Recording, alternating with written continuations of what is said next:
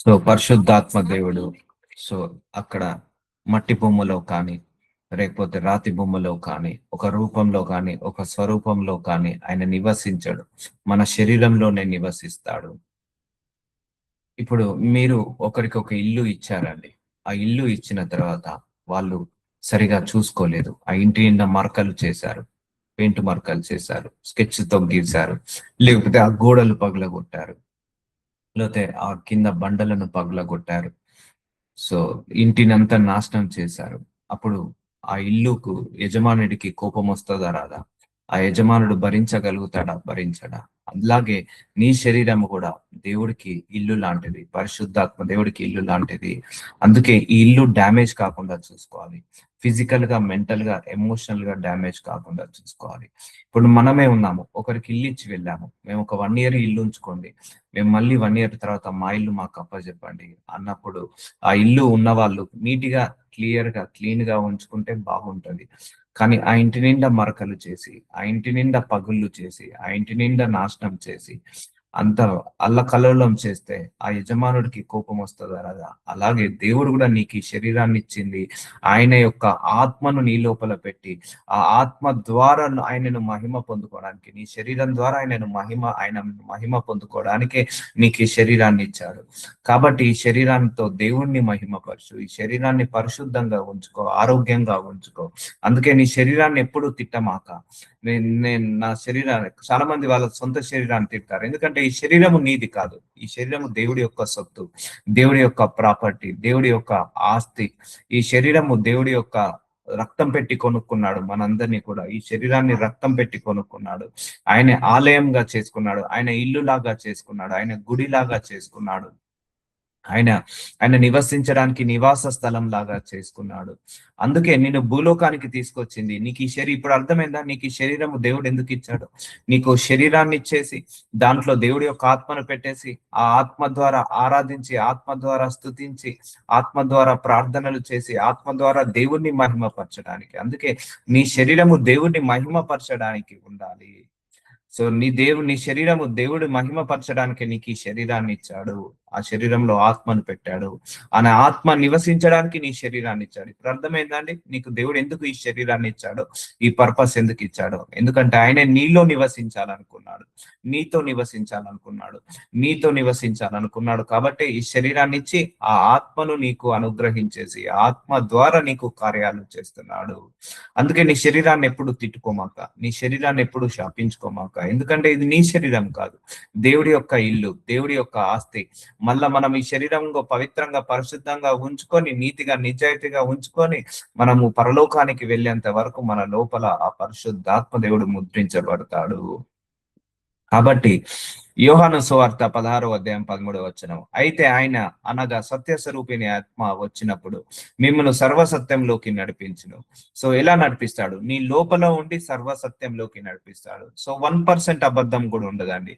అందుకే పరిశుద్ధాత్మ నడిపింపు 100% జెన్యున్ గా ఉంటుంది. పరిశుద్ధాత్మ దేవుడి యొక్క నడిపింపు 100% కరెక్ట్ గా ఉంటుంది. ఈవెన్ ఎవరైనా భూలోకంలో రాంగ్ గైడెన్స్ ఇవ్వచ్చు, కానీ పరిశుద్ధాత్మ దేవుడు రాంగ్ గైడెన్స్ ఇవ్వడు.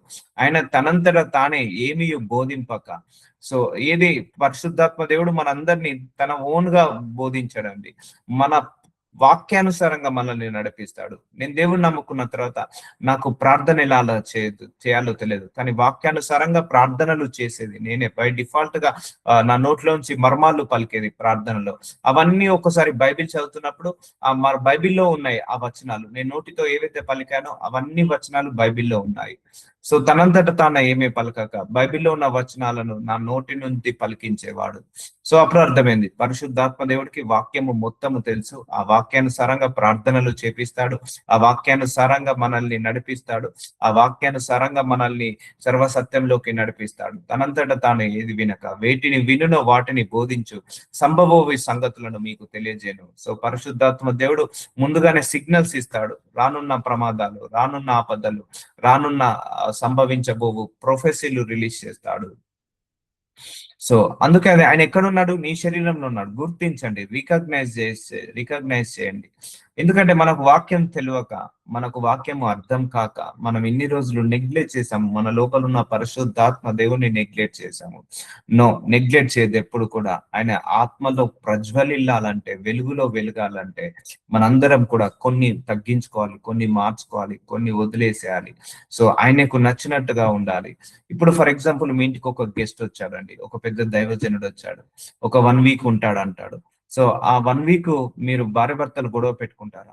ఆ 1 వీక్ పిల్లల్ని తిడతారా? తిట్టరు. సరే, వాళ్ళు వెళ్ళిపోయిన తర్వాత ఎలాగైనా ఉంటారు. కానీ వాళ్ళు వచ్చినప్పుడు ఒక విఐపి గెస్ట్ కావచ్చు, ఒక ఎమ్మెల్యే కావచ్చు, ఒక మినిస్టర్ కావచ్చు, లేకపోతే ఒక దైవజనుడు కావచ్చు, ఇంటికి వచ్చినప్పుడు మనం ఎలా పద్ధతిగా ఉంటాము, ఎలా స్ట్రిక్ట్ గా ఉంటాము, ఎలా ఎలా ఎలా కరెక్ట్ గా ఉంటాము. సో తిట్టుకోవడం ఆపేస్తాము, కొట్టుకోవడం ఆపేస్తాము, లేకపోతే ఏది పడితే అది మాట్లాడడం మానేస్తాము, రిజర్వ్ గా మాట్లాడతాము, రిజర్వ్ గా మనం ఉంటాము. అలాగే వాళ్ళు వెళ్ళిపోయిన తర్వాత మన ఇష్టరాజ్యంగా ఉంటాము. అలాగే నీ లోపల పరిశుద్ధాత్మ దేవుడు ఉన్నాడు కాబట్టి నువ్వు ఇష్టారాజ్యంగా బ్రతకకు. ఆయనకు నచ్చినట్టుగా, ఆయనకు మెచ్చినట్టుగా బ్రతుకు. మన ఇంటికి ఎవరైనా గెస్ట్ వచ్చారనుకోండి, వాళ్ళకు నచ్చినట్టుగా మనం ట్రీట్ చేస్తామా లేదా? వాళ్ళకు మెచ్చినట్టుగా మనం ట్రీట్ చేస్తామా లేదా? వాళ్ళని హర్ట్ చేస్తామా? హర్ట్ చేయం కదా. అలాగే నీ లోపల ఉన్న పరిశుద్ధాత్మ దేవుని కూడా నువ్వు హర్ట్ చేయొద్దు. సో ఏం చేస్తే హర్ట్ అవుతాడు? సో నీ శరీరము దేవుడి యొక్క ఆలయము. అపవిత్ర ఆత్మతో నింపుకోవద్దు, అపవిత్ర కార్యాలతో నింపుకోవద్దు, అపవిత్రమైన ఆలోచనలతో నింపుకోవద్దు. నీతితో ఉండాలి, నీ శరీరము పరిశుద్ధంగా ఉండాలి, పవిత్రంగా ఉండాలి. ఈ శరీరంలో ద్వేషముతో, అసూయతో, పగతో నింపుకోవద్దు. అలా నింపుకున్నావు అంటే నీ శరీరంలోకి చీకటి వచ్చేస్తుంది. సో నీ లోపల ప్రేమ, సహనం, ఓపికతో నింపుకో. అప్పుడు నీ లోపల వెలుగు వచ్చేస్తుంది. సంగతులను మీకు తెలియజేయను. సో జరగబోయే సంగతులను తెలియజేస్తాడు. ఆయన వేటిని వినినో వాటిని బోధించును. సో పరిశుద్ధాత్మ దేవుడు మనందరినీ వాక్యానుసారంగా నడిపిస్తాడు. సో మనము ఆస్తులను కాపాడుకోవడం ఈజీ, కానీ ఆత్మీయతను కాపాడుకోవడం చాలా కష్టం అండి. సో నాకు నాకు తెలిసినంత వరకు వాక్యము చాలా బరువైనది అనిపించింది. సో వాక్యము చాలా బరువైనదండి, చాలా వెయిట్. మనము ఈ భూలోకంలో ఆ సంచులు ఈ సంచుల వెయిట్ కంటే నాకు బాగా బరువు అనిపించింది వాక్యం అండి. వాక్యానుసారంగా బ్రతకడము చాలా వెయిట్ అనిపించింది. వాక్యానుసారంగా బ్రతకడం, ఎందుకంటే చిన్న చిన్న మైనర్ కూడా మనము మిస్టేక్ కాకుండా వాక్యం ఏం చెప్తుందో దాని ప్రకారంగా నడవడము అదొక బరువైనదిగా, భారమైనదిగా నడిపించింది. కానీ ఆ పరిశుద్ధాత్మ దేవుడు మన లోపల నివసిస్తే ఆ ప్రతి భారాన్ని, ప్రతి బరువులను కూడా సులువుగా మనం నడిపించేలాగా చేస్తాడు, సులువుగా వాక్యానుసారంగా బ్రతికేలాగా చేస్తాడు. అందుకే వాక్యానుసారంగా బ్రతకడం అంత ఈజీ కాదు. వాక్యాన్ని ఎవరైనా బోధిస్తారు, వాక్యాన్ని ఎవరైనా వింటారు, వాక్యాన్ని ఎవరైనా చదువుతారు, కానీ వాక్యానుసారంగా జీవించడమే కొందరి వల్లనే సాధ్యమవుతుంది. ఎంత జీవించినా ఎక్కడో ఒక దగ్గర మిస్టేక్, ఎక్కడో ఒక దగ్గర తప్పులు అలా జరుగుతాయి. ఎందుకంటే వాక్యం ఎప్పుడైనా బరువైనది, వాక్యం ఎప్పుడైనా భారమైనది. అందుకే ఆయన శిల ఎత్తుకొని నడవమన్నాడు.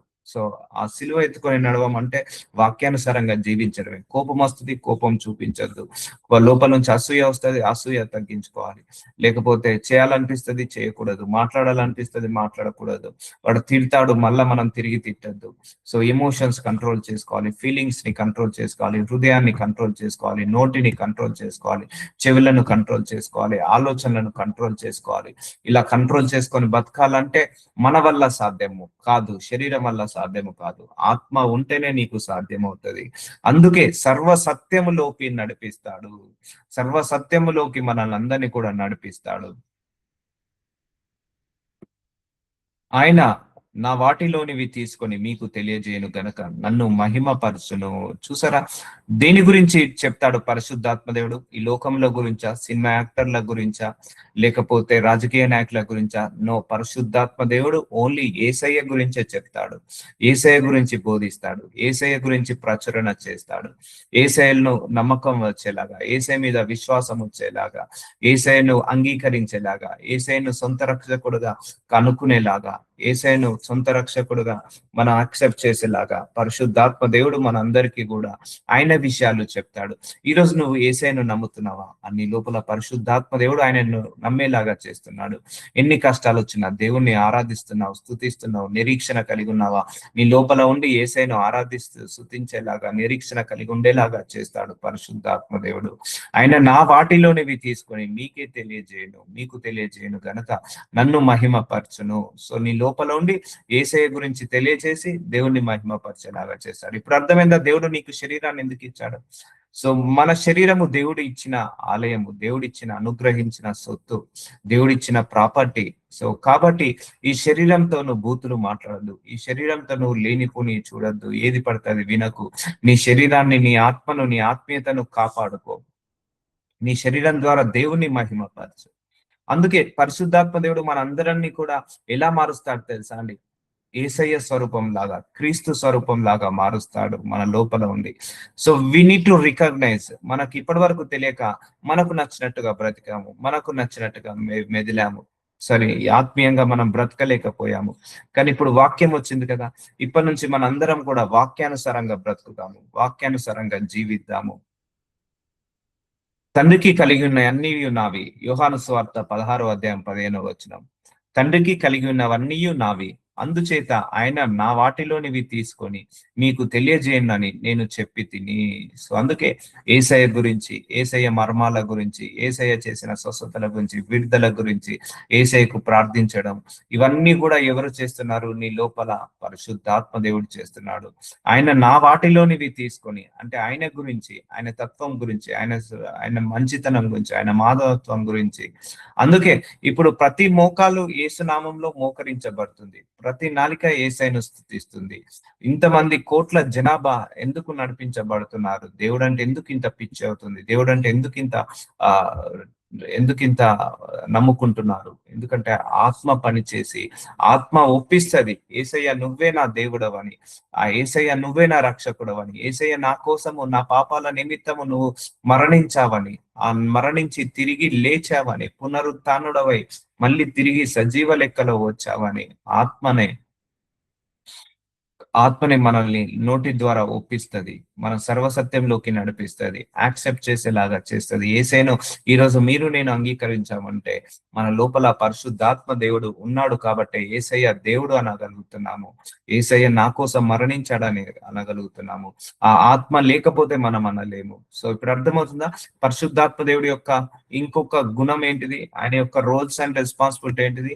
యేసయ్య గురించి తెలియజేయడానికి, యేసయ్యను నమ్మడాన్ని, యేసయ్యను విశ్వసించడానికి, మన లోపల ఉండి ఆయన లాగా, క్రీస్తు స్వరూపం లాగా మారడానికి మనందరికీ కూడా సహాయం చేస్తాడు. కాగా మీరు పరిశుద్ధాత్మ శక్తి పొంది, రోమీలకు రాసిన 15:13 ఏ శక్తి పొందుకోవాలండి? పరిశుద్ధాత్మ శక్తి పొందుకోవాలి. అది ప్రేయర్ చేసుకుంటూనే వస్తుందండి. అన్య భాషలలో మాట్లాడాలి, వాక్యం వినాలి, ప్రార్థనలు చేసుకోవాలి, ఆరాధించాలి, స్తుతించాలి. ఇవన్నీ కూడా పరిశుద్ధాత్మ శక్తిని నింపబడతావు.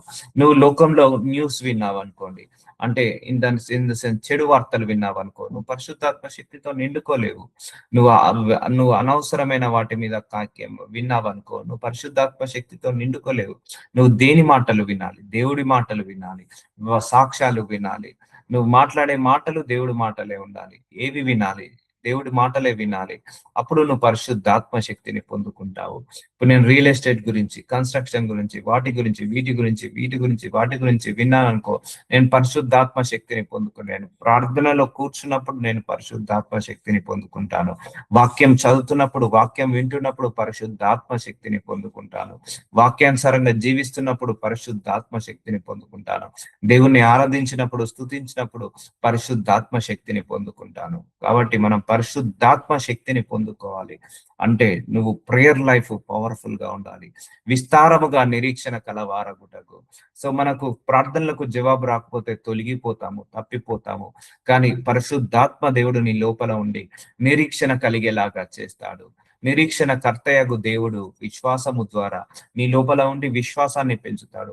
ఏం కాదు, ఇంకొన్ని రోజులు ఓపిక పట్టు, నీ ప్రార్థనలకు జవాబు వస్తాయి, నీ ప్రార్థనలకు సమాధానం వస్తుంది. దేవుల్లో నిలకడగా ఉండు, వాక్యంలో నిలకడగా ఉండు, ప్రార్థనలు చేసుకొని నీ లోపల ఇలాంటి ప్రేరేపణలను పరిశుద్ధాత్మ దేవుడు కలగ చేస్తాడు. అందుకే నీ ప్రార్థనలకు 1 year అయినా, 10 years అయినా, 20 years అయినా జవాబు రాకన్నా ఇంకా దేవుల్లో నడుస్తున్నావు అంటే, నిరీక్షణ కలిగి ఉన్నావంటే, ఆ పరిశుద్ధాత్మ దేవుడు నిన్ను వెయిట్ చేసేలాగా చేస్తాడు. కుడి పక్కకు గాని, ఎడమ పక్కకు గాని తప్పిపోకుండా దేవుడి మార్గంలో నడిచేలాగా చేస్తాడు.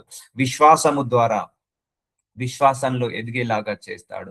సమస్త ఆనందముతో సమాధానంతో మిమ్మల్ని నింపును గాక. పరిశుద్ధాత్మ శక్తి ఉన్నప్పుడు నువ్వు నిరీక్షణ కలిగి ఉంటావు, తొందరపడవు. పరిశుద్ధాత్మ శక్తి ఉన్నప్పుడు నువ్వు విశ్వాసంలో ఎదుగుతావు. పరిశుద్ధాత్మ శక్తి ఉన్నప్పుడు నువ్వు సమస్త ఆనందంతో సమాధానముతో నింపబడతావు. అందుకే you need to fill of holy ghost power. Holy ghost fire తో, హోలీ గోస్ట్ పవర్ తో నింపబడాలి. పరిశుద్ధాత్మ శక్తితో నువ్వు నింపబడాలి.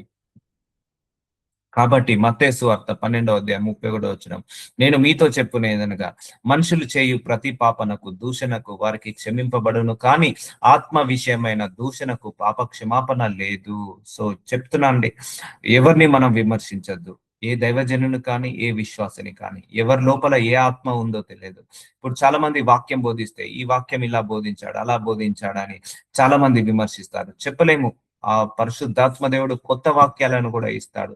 జనరేషన్ తగ్గట్టుగా మాట్లాడతాడు. జనరేషన్స్ తగ్గట్టుగా మారుతుంటా ఉంటది వచనాలు. ఇప్పుడు ఇండియాలో చూడండి, ఒక రకమైన ప్రవచనాలు ఉంటాయి, ఒక రకమైన టీచింగ్స్ ఉంటాయి. అదే సౌత్ ఆఫ్రికాకి వెళ్ళండి, ఒక రకమైన టీచింగ్. అమెరికాకి వెళ్ళండి, ఒక రకమైన టీచింగ్. ఒక్కొక్క దైవజనుని, ఒక్కొక్క దేశాన్ని, ఒక్కొక్క ప్రాంతాన్ని ఒక్కొక్కలాగా దేవుడు మారుస్తాడు, ఒక్కొక్కలాగా దేవుడు నడిపిస్తాడు. అందుకే నీ లోపల ఏ మనిషి లోపల ఏ పరిశుద్ధాత్మ శక్తి ఉందో తెలియదు. అందుకే నువ్వు వాళ్ళు ప్రవచించే ప్రవచనాలను నువ్వు క్రిటిసైజ్ చేసిన, వాళ్ళు చెప్పే వాక్యాలను క్రిటిసైజ్ చేసిన, వాళ్ళను చెప్పట్లేదు, లోపలున్న ఆత్మను నువ్వు దూషణ చేస్తున్నావు. చాలా మంది భాషలో మాట్లాడితే ఎగతాళి చేస్తారు. సో భాషలో మాట్లాడే వరము పరిశుద్ధాత్మ దేవుల్లో ఒక వరము. ఆ ఎగతాళి చేస్తే వాళ్ళను ఎగతాళి చేయట్లేదు, వాళ్ళ లోపల ఉన్న పరిశుద్ధాత్మ దేవుడు నీ ఎగతాళి చేస్తున్నట్టు. కొంతమంది ప్రవచనాలు చేస్తారు, కొంతమంది అద్భుతాలు చేస్తారు, కొంతమంది ఆశ్చర్యమైన కార్యాలు చేస్తారు, కొంతమంది స్వస్థతలు విడుదలను చేస్తారు. కానీ ఈ కాలంలో అవి లేవు అని వాళ్ళను విమర్శిస్తారు. ఈ కార్యాలన్నీ చేసేది ఏంటిది? ఆత్మ చేస్తుంది, పరిశుద్ధాత్మ చేస్తారు. అందుకే ఎవరికి విరోధంగా మాట్లాడినా, మనుషులు చేయు ప్రతి పాపమునకు దూషణ ఉంది. నువ్వు వ్యభిచారం చేసినా కూడా క్షమాపణ ఉంది, నరహత్య చేసినా క్షమాపణ ఉంది. కానీ పరిశుద్ధాత్మ దేవుడికి వ్యతిరేకంగా మాట్లాడిన, పరిశుద్ధాత్మ దేవుడిని క్రిటిసైజ్ చేసిన, మనము సంబోధించిన, అంటే నెగ్లెక్ట్ గా సంబోధించిన, పాప క్షమాపణ లేదు. సో అంటే క్షమించలేని పాపము భూలోకంలో ఏదైనా ఉంది అంటే అది పరిశుద్ధాత్మ దేవుణ్ణి ధిక్కరించడమే, పరిశుద్ధాత్మ దేవుణ్ణి మనము క్రిటిసైజ్ చేయడమే, విమర్శించడమే. అందుకే ఎవరిని కూడా క్రిటిసైజ్ చేయకండి, ఎవరిని కూడా విమర్శించకండి. ఏ పుట్టలో ఏ పాము ఉంటుందో తెలియదు, ఎవరి శరీరంలో ఏ ఆత్మ పనిచేస్తుందో తెలియదు. అన్నాడు యేసయ్య వాక్యం బోధించినప్పుడు అబద్ధ బోధ అన్నారు. యేసయ్య వాక్యాన్ని అందరినీ హీలింగ్ చేసినప్పుడు, దయ్యాలను వెళ్ళగొట్టినప్పుడు ఇతను మాంత్రిక తాంత్రిక విద్యలు నేర్చుకుంటున్నాడు, దయ్యాలకు అధిపతి అని ఆయనను విమర్శించాడు. వాక్యాన్ని బోధిస్తే విమర్శించారు, స్వస్థతలు చేస్తే విమర్శించారు, అలాగే విడుదలను చేస్తే విమర్శించారు. ఆయనను అనేక మంది విమర్శించారు. కానీ వాళ్ళకు తెలియదు ఆయన లోపల ఏ ఆత్మ పనిచేస్తుందో. అందుకే మనకు కూడా తెలియదు ఎవరి శరీరంలో ఏ ఆత్మ పనిచేస్తుందో, ఏ దైవజనుడి శరీరంలో ఏ ఆత్మ పనిచేస్తుందో. అందుకే నువ్వు మనుషులు చేసు ఏదైనా కూడా, నేను మీతో చెప్పున్నది ఏమనగా, మనుషులు చేయు ప్రతి పాపమును దూషణయు వారిని క్షమింపబడును, కానీ ఆత్మ విషయమైన దూషణకు పాప క్షమాపణ లేదు. సో అందుకే ఆత్మను ఎప్పుడు దూషించద్దు. పరిశుద్ధాత్మ దేవుణ్ణి ఎలా పడితే అలా పలకరించద్దు. పరిశుద్ధాత్మ దేవుడు అని ప్రేమగా, ఆప్యాయంగా, ఒక రెస్పెక్ట్ఫుల్ గా పిలవాలి. క్రిటిసైజ్ చేసినట్టు, ఇన్సల్ట్ చేసినట్టు పిలవద్దు. చాలా మంది కూడా వీళ్ళ లోపల పరిశుద్ధాత్ముడు ఉన్నట, పరిశుద్ధుడట అని క్రిటిసైజ్ చేస్తారు అన్యులు. సో అది వాళ్ళకు కాదు, దేవదూషణ మహాపాపము, ఆత్మ దూషణ మహాపాపము, క్షమించరాని పాపము, క్షమించలేని పాపము. అర్థమవుతుందా? అలాంటి దేవుడు నీ లోపల ఉన్నాడు. సో అందుకే నువ్వు కూడా నీ లోపల ఉన్న పరిశుద్ధాత్మ దేవుడికి విలువ ఇవ్వు, ఆయన ఉన్నాడని రికగ్నైజేషన్ చేయి. సో అర్థమవుతుందా? నీ కంటికి కనపడకపోవచ్చు, నీ చెవికి వినపడకపోవచ్చు, కానీ నీ లోపల ఉండి డైరెక్షన్స్ ఇస్తాడు, నీ లోపల ఉండి నీకు సూచన క్రియలు ఇస్తాడు, హృదయం ద్వారా మాట్లాడతాడు, ప్రేరేపణ ద్వారా మాట్లాడతాడు. కాబట్టి పాప క్షమాపణ దొరకదట ఆత్మ విషయమే దూషణ చేసిన వాళ్ళకు. మనుష్య కుమారునికి విరోధంగా మాట్లాడిన వానికి పాప క్షమాపణ కలదు గాని, అంటే ఏసే గురించి నువ్వు మనుష్య కుమారునికి విరోధంగా, ఏసే గురించి ఒకవేళ తప్పుగా మాట్లాడినా నీకు పాప క్షమాపణ ఉంది. కానీ లేకపోతే మనుష్య కుమారునికి విరోధంగా మాట్లాడిన వానికి పాప క్షమాపణ కలదు గాని పరిశుద్ధాత్మకు విరోధంగా, చూసారా, పరిశుద్ధాత్మకు విరోధంగా మాట్లాడద్దు. కొంతమంది ప్రవచనాలు ఇస్తే వాళ్ళను యూట్యూబ్ లో వీడియోలు పెట్టి క్రిటిసైజ్ చేస్తారు. కొంతమంది అన్య భాషలో మాట్లాడితే వాళ్ళను క్రిటిసైజ్ చేస్తారు. దయ్యాలను వెళ్ళగొడితే వాళ్ళను క్రిటిసైజ్ చేస్తారు. పరిశుద్ధాత్మకు విరోధంగా మాట్లాడు వానికి ఈ యుగమందైనను రాబో యుగమందైనను పాప క్షమాపణ లేనే లేదు. చూసారా అండి? ఇక పాప క్షమించరాని పాపము అంటే పరిశుద్ధాత్మ దేవుణ్ణి క్రిటిసైజ్ చేయడం, పరిశుద్ధాత్మ దేవుణ్ణి విమర్శించడం, క్షమించలేని పాపము, క్షమించరాని పాపము. సో నువ్వు నరహత్య చేయి, దేవుడు క్షమిస్తాడు. వ్యభిచారం చేసిన దేవుడు క్షమిస్తాడు. మోసము చేసి, అన్యాయం చేసి, అక్రమం చేసి కోట్లు సంపాదించిన నువ్వు పశ్చాత్తాపడితే అన్ని క్షమిస్తాడు. కానీ పరిశుద్ధాత్మ దేవుణ్ణి ధిక్కరించిన, పరిశుద్ధాత్మ దేవుణ్ణి దూషించిన, పరిశుద్ధాత్మ దేవుడికి విరోధంగా మాట్లాడిన, విమర్శించిన ఏది కూడా నీకు పాప క్షమాపణ ఉండదు. అందుకే దైవజనులకు విరోధంగా మాట్లాడొద్దు. సో నీకు నచ్చకపోతే వెళ్ళిపో, ఆ సంఘం నుంచి వెళ్ళిపో, కానీ ఆ సంఘం గురించి, ఆ దైవజనుడి గురించి మాట్లాడమాక. అర్థమవుతుందా? ఎందుకంటే వాళ్ళ లోపల ఏ ఆత్మ ఉందో తెలియదు. ఆత్మ ఏ విధంగా నడిపిస్తుందో నీకు అర్థం కాకపోవచ్చు. ఇప్పుడు మనం కూడా కొన్ని సంఘాలు నచ్చచ్చు, నచ్చకపోవచ్చు, దైవజనులు నచ్చచ్చు, నచ్చకపోవచ్చు. అలా అని వాళ్ళ గురించి విరోధంగా మాట్లాడద్దు. ఎందుకంటే ఒక్కొక్కసారి ఏసై గురించి విరోధంగా మాట్లాడారు. ఎందుకంటే వాళ్ళ లోపల ఉన్న ఆత్మ వేరు, ఏసయ్య లోపల ఉన్న పరిశుద్ధ ఆత్మ వేరు.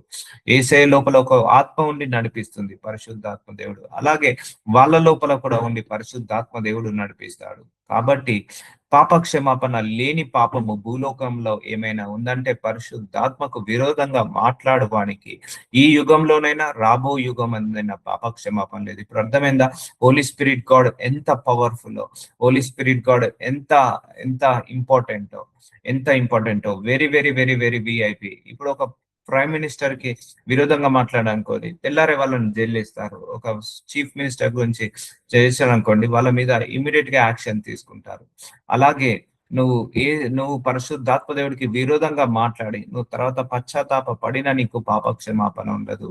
అందుకే మోస్ట్ విఐపి అంటారు కదా, very very very very important person పరిశుద్ధాత్మ దేవుడు. సో కాబట్టి we need to be more careful. అందుకే ఎవరిని క్రిటిసైజ్ చేయమాక, ఎవరిని విమర్శించవాక. దైవజనులను నచ్చకపోతే నువ్వు ఆ సంఘాన్ని కాముగా వదిలేసే, అంతేగాని వాళ్ళ గురించి నెగిటివ్ గా స్ప్రెడ్ చేసి వదిలేకు. సో చాలా మంది అదే తప్పు చేస్తుంటా అంటారు. అంటే నీకు అర్థం కాకపోతే, నీకు నచ్చకపోతే, ఆ దైవజనుడు కరెక్ట్ కాదా, నీకు అర్థం కాకపోతే, నీకు నచ్చకపోతే ఆ దైవజనుడు 100% రైట్ కాదా? అందుకే అందుకే అందుకే పాప క్షమాపణ లేని పాపము పరిశుద్ధాత్మ దేవుని ధిక్కరించద్దు. అందుకే నీ లోపల దేవుడు ఉన్నాడు, ఆయనకు రెస్పెక్ట్ ఇవ్వు. సమస్త పాపములను మనుషు చేయు దూషణలన్నీ వారు క్షమించబడును గాని, మార్కు సువార్త 3వ అధ్యాయం, సమస్త పాపములు 100 పాపాలు ఉన్నాయా అయితే నీ పాపాలు క్షమించబడతాయి. మనుషులు చేయు దూషణలు, నువ్వు ఎవరిని తిట్టినా, ఎవరిని విమర్శించినా, నువ్వు పశ్చాత్తాప పడితే అన్నిటిని క్షమించబడతాయి. కానీ అన్ని పాపములను, అన్ని దూషణలను క్షమించబడును. కానీ పరిశుద్ధాత్మ విషయము దూషణ చేయనప్పుడు ఎన్నను క్షమాపణ పొందక నిత్య పాపము చేసిన వాడై. చూసారా, పరిశుద్ధాత్మ దేవుడిని నువ్వు ధిక్కరించిన, పరిశుద్ధాత్మ దేవుడిని దూషించిన ఏమవుతావుట? నిత్య పాపము నిత్య పాపం చేసే వాళ్ళు నిత్య నరకాగ్నికి వెళ్తారు. అంటే పరిశుద్ధాత్మ దేవుని ధిక్కరించి, క్రిటిసైజ్ చేసి, విమర్శించి. అందుకే వన్య భాషలో మాట్లాడే వాళ్ళను విమర్శించద్దు. స్వస్థతలు విడుదల చేసే వాళ్ళను, వాక్యాలు బోధించే వాళ్ళను, దైవజనులను ఎప్పుడు కూడా నువ్వు విమర్శించద్దు. అది ఎందుకంటే నిత్య పాపము చేసిన వాడవుతావు. నువ్వు వాళ్ళను విమర్శించట్లేదు, లోపల ఉండి ఆత్మ పలుకుతున్న మర్మాలను నువ్వు విమర్శిస్తున్నావు. అందుకే చాలా మంది సంఘాలలో ఆశీర్వాదము లేదు, చాలా మంది సంఘాలలో ఆ యొక్క ఆత్మ నడిపింపు లేక ఎలా పడితే అలా బిహేవ్ చేస్తున్నారు.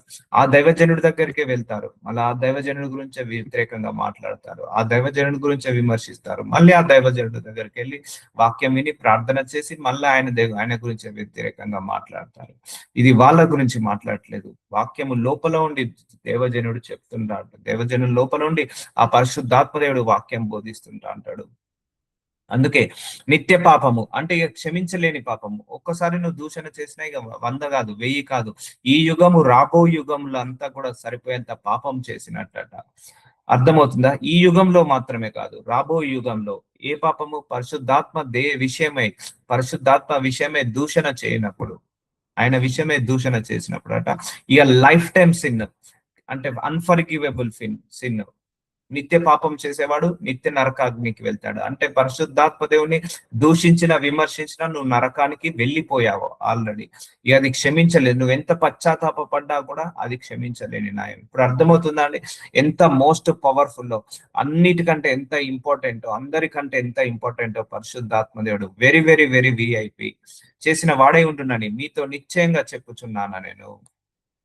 నిశ్చయంగా కరెక్ట్ గా చెప్తున్నాడు, 100% రైట్ గా చెప్తున్నాడు. So there is no exemption.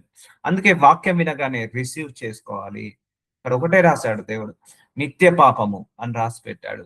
దేని వల్ల? పరిశుద్ధాత్మ విషయము దూషణం చేయడం వల్ల.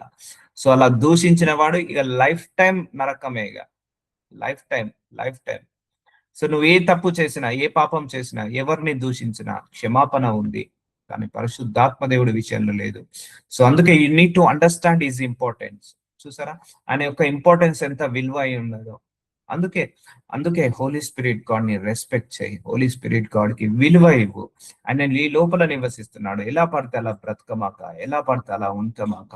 అందుకే నీ శరీరము నీ సొత్తు కాదు, నీ చెవులు నీ సొత్తు కాదు, నీ నోరు నీ సొత్తు కాదు, నీ కన్నులు నీ సొత్తు కాదు, నీ మాటలు నీ సొత్తు కాదు. ఆయన విలువ పెట్టి కొనుక్కున్నాడు నీ శరీరాన్ని. నీ శరీరము లో పరిశుద్ధాత్మ దేవుణ్ణి పెట్టి ఆ శరీరం, నీ శరీరం ద్వారా దేవుణ్ణి మహిమపరచాలని కోరుకుంటున్నాడు. అర్థమవుతుందా అండి? సో అందుకే నీ శరీరంతో దేవుణ్ణి సదాకాలము మహిమపరచు, ఆరాధించు, స్తుతించు, ప్రార్థనలు చేయి, ఇంకా దేవుళ్ళ ఎదుగు, వాక్యంలో ఎదుగు. సో ఎందుకంటే ఈ శరీరము సైన్స్ ఇవ్వలేదు, సైంటిస్టులు ఇవ్వలేదు, లేకపోతే భూలోకంలో ఎవరు కూడా నీకు ఈ శరీరాన్ని అనుగ్రహించలేదు. దేవుడే నీకు ఈ శరీరాన్ని అనుగ్రహించాడు. కాబట్టి నీ శరీరంతో దేవుని మహిమపరచు. తిట్టుకోమాక నీ శరీరాన్ని, శపించుకోమాక నీ శరీరాన్ని.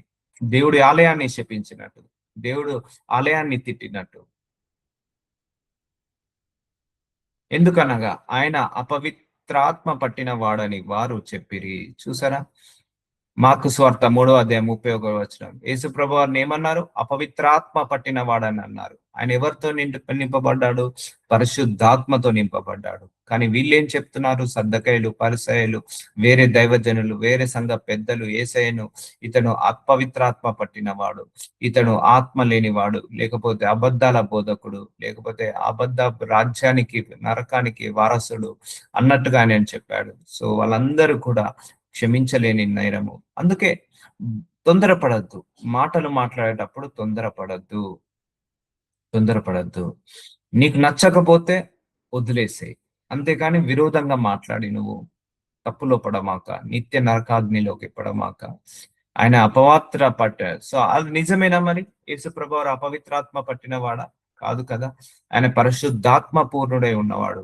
అందుకే ఆయన చెప్పే మర్మాలు వాళ్ళకు అర్థం కాలేదు. ఆయన చెప్పే మర్మాలు వాళ్ళకు సరిగా సెట్ కాలేదు. వాళ్ళ చెక్ లిస్ట్ లో లేవు, వాళ్ళ చెక్ లిస్ట్లకు మ్యాచ్ కాలేదు. అందుకే వాళ్ళకు ఆయనను అలా క్రిటిసైజ్ చేశాడు. ఇప్పుడు ఆయనను క్రిటిసైజ్ చేశారా? ఆయన లోపల ఉన్న ఆత్మను క్రిటిసైజ్ చేశారా? ఆయన లోపల ఉన్న ఆత్మను క్రిటిసైజ్ చేశారు. సో నూతన హృదయము మీకు ఇచ్చేదను. ఎస్కేలు 36:26. సో మనకు నూతన హృదయాన్ని పరిశుద్ధాత్మదేవుడు నీ లోపల నుండి నూతన స్వభావాన్ని మనం కలగజేశాను. సో నేను నిన్నున్న మనిషిని ఈ రోజు లేను, ఈ రోజు ఉన్న మనిషిని రేపు లేను, గత సంవత్సరం ఉన్న మనిషిని ఇప్పుడు లేను, ఇప్పుడున్న మనిషిని నేను. ఇంకా దినదినం అభివృద్ధి, దినదినము ట్రాన్స్ఫర్మేషన్, దినదినము దేవుళ్ళు ఎదగడం, వాక్యంలో ఎదగడం, ప్రార్థనలు ఎదగడము, దినదినము మెచ్యూరిటీలో ఎదగడము, వాక్య జ్ఞానంలో ఎదగడము. సో మీరు కూడా గ్రహించారా లేదా? గత సంవత్సరం ఉన్న టీచింగ్ కి ఈ సంవత్సరం ఉన్న టీచింగ్ లో మెచ్యూరిటీ లెవెల్స్ వచ్చాయా లేదా? నూతన హృదయం వచ్చిందా లేదా? ఇంకా ఎన్ని మార్చుకుంటున్నామో, ఎన్ని తగ్గించుకుంటున్నామో, మనందరికి కూడా నూతన హృదయము, నూతన స్వభావం మీకు కలుగజేసి రాతి గుండె మీలో నుండి తీసివేసి మాంస గుండె మీకు ఇచ్చేదను. సో నూతన హృదయం రావాలంటే పరిశుద్ధాత్మ దేవుడు ఉండాల్సిందే. పరిశుద్ధాత్మ దేవుడు ఉండి నీ హృదయాన్ని మారుస్తాడు, నీ స్వభావాన్ని మారుస్తాడు. ఒకప్పుడు కోపిష్టులు ఉండేవాళ్ళు ఇప్పుడు దేవుని నమ్ముకున్న తర్వాత దీర్ఘశాంతులు అవుతారు. ఒకప్పుడు ఆల్కహాల్ తాగేవాళ్ళు దేవుని నమ్ముకున్న తర్వాత సాక్రిమెంటల్ తాగుతారు. ఒకప్పుడు వ్యభిచారం చేసే వాళ్ళు అదే దేహంతో ఇప్పుడు మానేసి దేవుడిని మహిమ పరుస్తారు, దేవునితో ఆరాధిస్తారు, స్తుతిస్తారు. సో అలా ఉంటుంది అన్నట్టు. అంటే నీ స్వభావాన్ని మారుస్తాడు, నీ క్యారెక్టర్ ని, నీ బిహేవియర్ ని, నీ యాటిట్యూడ్ ని, నీ హార్ట్ ని మారుస్తాడు. రాతి గుండె మీలో నుండి తీసివేసి మాంస గుండెను మీకు ఇచ్చేదను. సో మాంస గుండె వచ్చేలాగా చేస్తాడు. అంటే సెన్సిటివిటీ, స్పిరిట్ నేను ఇంకా ఆత్మలో ఎదుగుతున్న కొద్దీ నా స్పిరిట్ లో సెన్సిటివిటీ పెరుగుతుంది. అంటే కరుణించే గుణము, కృప చూపించే గుణము, దయ చూపించే గుణము, ఇంకా ఆత్మలో ఎదుగుతున్న కొద్దీ ఈ సెన్సిటివిటీ పెరుగుతుంటది. సెన్సిటివిటీ పెరిగితే ఇంకెవరైనా చిన్న మాట అన్నా కూడా ఇంకెక్కువగా బాధ అనిపిస్తా ఉంటది. చిన్న మాట అన్నా కూడా, తప్పుగా మాట్లాడినా కూడా మనకు ఇంకా ఎక్కువగా, ఎందుకంటే సెన్సిటివ్ పీపుల్ ఎక్కువగా సఫర్ అవుతారు. అందుకే హార్ట్ లో కాదు, నీ సెన్సిటివిటీ క్యారెట్ లో కాదు, నీ యొక్క హృదయంలో సెన్సిటివిటీ, నీ ఆత్మలో సెన్సిటివిటీ చేస్తాడు దేవుడు. సో అది మంచిదే. అలా సెన్సిటివిటీగా ఉండడం వల్ల నీకు ఆత్మశక్తి పెరుగుతుంది. నా ఆత్మను మీ అందు ఉంచి, చూసారా, ఎస్కేల్ 36 అధ్యాయము.